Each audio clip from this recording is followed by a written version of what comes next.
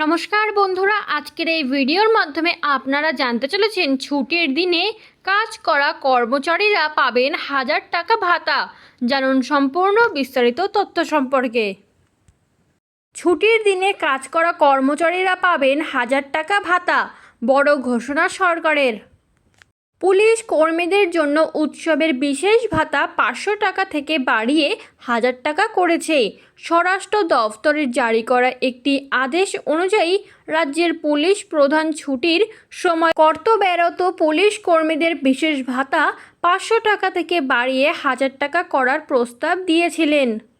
আদেশে বলা হয়েছে, জননিরাপত্তার স্বার্থে পুলিশ কর্মীদের অবদানের কথা বিবেচনা করে ও নামের ছুটির সময় কর্তব্যরত পুলিশ কর্মীদের বিশেষ ভাতা 500 টাকা থেকে বাড়িয়ে 1000 টাকা করার নির্দেশ দেওয়া হলো। পুলিশ সূত্র জানিয়েছে, শুধুমাত্র ওনামের ছুটির সময় যারা কর্তব্যরত থাকবেন তারাই এই ভাতার জন্য যোগ্য বলে বিবেচিত হবেন।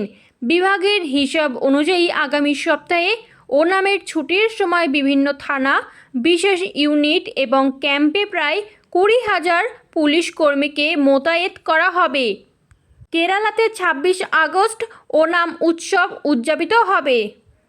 এর আগে কেরালা সরকার ওনাম উৎসবের জন্য সরকারি কর্মচারী, শিক্ষক এবং পেনশনভোগীদের জন্য বোনাস ও বিশেষ উৎসব ভাতা ঘোষণা করেছে। সরকার সরকারি কর্মচারী ও শিক্ষকদের জন্য 4500 টাকার বোনাস ঘোষণা করেছে।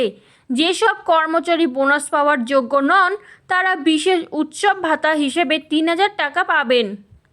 সমস্ত কর্মচারীকে তাদের বেতনের অংশ হিসেবে 20,000 টাকার ওনাম অগ্রিম দেওয়া হবে।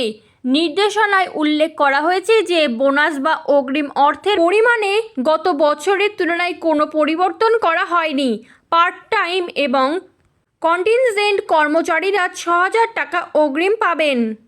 পাবলিক সার্ভিস কমিশনের মাধ্যমে নিযুক্ত সরকারি সাহায্যপ্রাপ্ত স্কুলের শিক্ষক বেতন স্কেল অনুযায়ী বেতনপ্রাপ্ত পার্ট টাইম শিক্ষক, সাহায্যপ্রাপ্ত শিক্ষা প্রতিষ্ঠানে কর্মরত পূর্ণকালীন ও পার্ট টাইম কন্টিনজেন্ট কর্মচারী এবং বিভিন্ন কর্পোরেশন, সরকারি খাতের প্রতিষ্ঠান, বোর্ড ও অনুদানপ্রাপ্ত প্রতিষ্ঠানে ডেপুটেশনে কর্মরত কর্মচারীরাও এই বোনাস পাওয়ার যোগ্য।